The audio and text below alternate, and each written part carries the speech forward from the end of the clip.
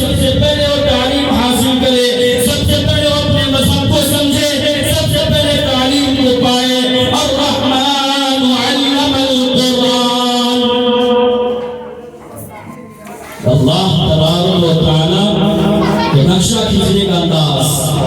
ان کے بیان کرنے کا انداز پر غور کرے۔ تخلیق کی پیدائش کی بات میں پہلے کہا کہ الرحمن علم القرآن،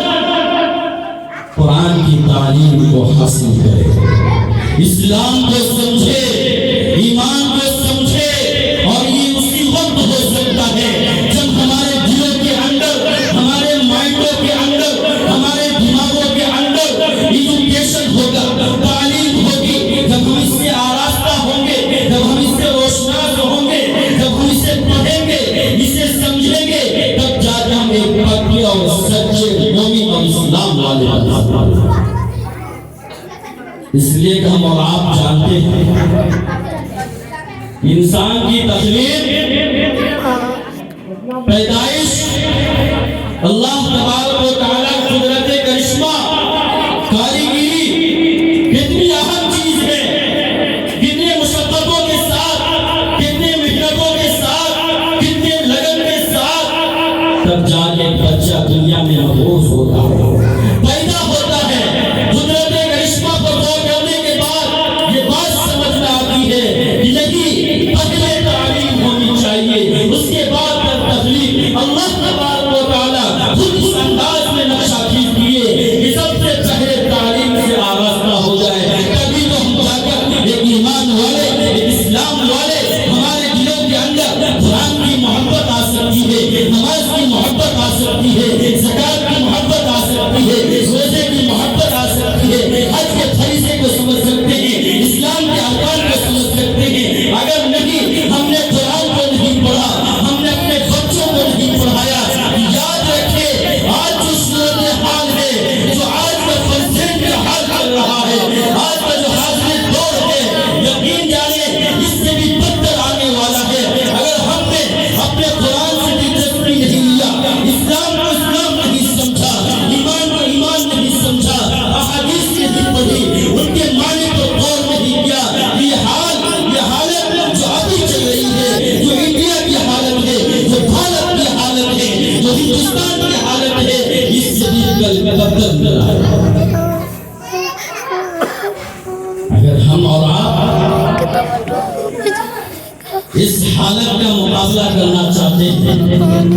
اس حالات سے اگر ٹکرانا چاہتے ہیں، تو سب سے پہلے جناب محمد رسول اللہ صلی اللہ علیہ وسلم کی اس احادیث مبارکہ کو اپنے دامنوں تلے چبا لیجئے، دبا لیجئے، مضبوطی سے پکڑ لیجئے اور پڑھیے۔ اللہ کے نبی جناب محمد رسول اللہ صلی اللہ علیہ وسلم نے ارشاد فرمایا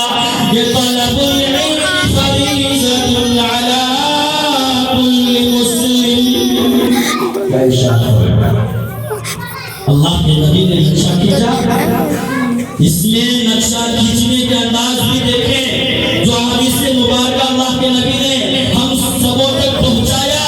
اس پہ اگر غور کریں، یقین جانے ہماری اور آپ کی زبان بند ہو جائے گی، کلیجہ منہ کو آ جائے گا، آنکھ اشکبار ہو جائیں گے، کان بکرے پڑ جائیں گے۔ اس لیے کہ اللہ کے نبی جناب محمد رسول اللہ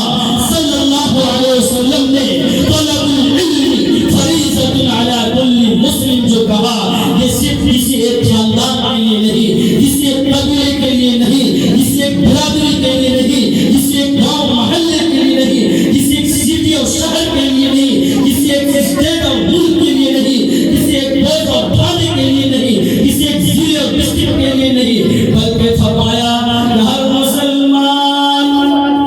طلب العلم فریضۃ علی کل مسلم، ہر مسلمان کہہ کر امیر کو چھاٹا، غریب کو چھاٹا، چھوٹے کو چھاٹا، بڑے کو چھاٹا، یعنی کہ جتنے بھی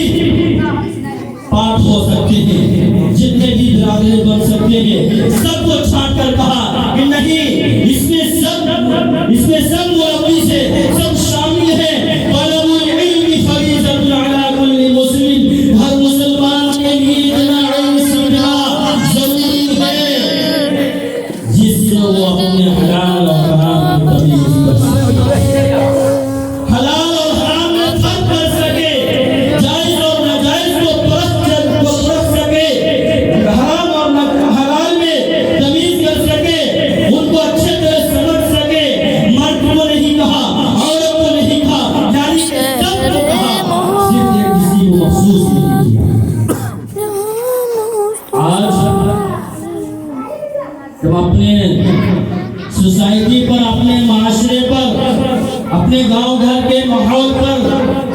جب غور کرتے ہیں، اپنے نظروں کو گھماتے ہیں، مشاہدہ کرتے ہیں، یقین جانے یہ بات سامنے آ جاتی ہے کہ مرد حضرات کچھ کہیں جا کر علم حاصل کر لیتے ہیں، کچھ پڑھ لیتے ہیں، مگر گھر میں جو کھٹ پٹ، گھر میں جو وواد ہوتا ہے، گھر میں جو لڑائی ہوتی ہے، گھر میں جو انبن ہوتا ہے، تو میری جو ہو جاتا ہے، اکثر جو وہ دیکھا گیا ہے اور یہ واقعات سامنے آ جاتا ہے، یہ واقعات پیش آتے رہتے ہیں کہ اکثر گھر میں ایک دوسرے عورت کے ساتھ یہ چیز